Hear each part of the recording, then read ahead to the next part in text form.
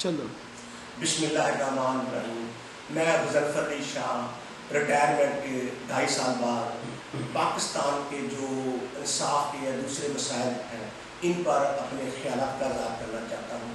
امید ہے اگر آپ میرے خیالات کو پسند کریں گے تو تھینک یو ویری مچ. اللہ خوش رکھے. تو میں سب سے پہلے جب سے میں اسکول پڑھا اور بوڑھا ہو گیا نوکری کی تو ہمارا جو تعلیمی نصاب ہے یہ انگریز کا بنایا ہوا چلا آ رہا ہے جس میں آپ اچھے کلرک تو بنا سکتے ہیں, اچھے سائنسدان, اچھے قابل لوگ بنانے ہمارے لیے مشکل ہے.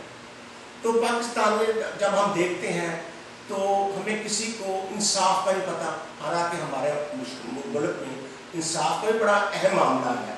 اگر فار ایگزامپل کسی پر ظلم ہو جائے تو کسی کو نہیں پتہ کہ کہاں جائے, کہ تھانے کے دار کے پاس جائے, تو تھانے والوں کو اپنے حساب سے کرتے ہیں.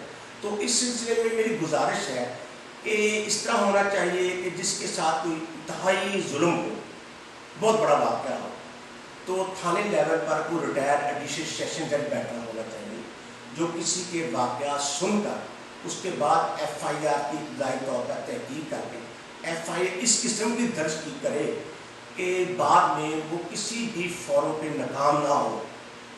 اور اس کے ساتھ ساتھ جو تفتیشی نظام ہے نا, یہ انگریز کا یہ غلط ہے. تو نظام کا تفتیشی اس طرح ہونا چاہیے جس طرح انڈیا میں دکھاتے ہیں سی آئی ڈی, تو وہ گواہوں سے زیادہ ثبوت آگے لاتے ہیں.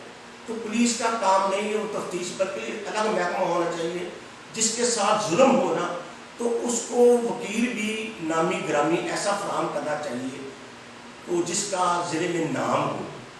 اس کی جو فیس ہے وہ مدعی نہ ادا کرے بلکہ حکومت کا کام ہے وہ ادا کرے. اس سلسلے میں مدعی جس پر ظلم ہو اس پر کسی قسم کا کوئی برڈن نہ ہو.